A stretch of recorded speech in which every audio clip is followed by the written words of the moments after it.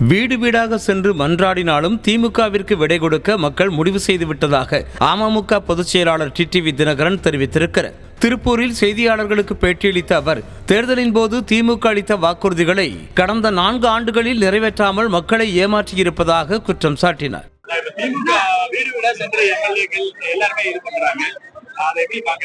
வீடு வீடா சென்று ஒவ்வொருவரையும் சந்தித்து இந்த 4 ஆண்டுகள்ல நாங்க வாக்குறுதிகள் எல்லாம் நிறைவேற்றாமல் ஏமாற்றி விட்டோம் என்று அவர்கள் என்னதான் பண்றாலும் மக்கள் இந்த முறை அவர்களுக்கு திமுகவிற்கு விடை கொடுத்து விடுவார்கள்.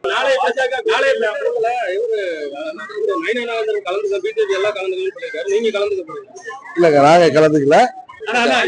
பிரசாந்த் கிஷோர் வந்து இப்ப தமிழக வெற்றிகளை ஆலோசனை அந்த குழுல இருந்து தற்காலிகமா வெளியேறுவதா சொல்லியிருக்காங்க. இதை வந்து இப்ப கூட்டணியாக இந்த இதுல வந்து பிரச்சனையா இருக்கும்.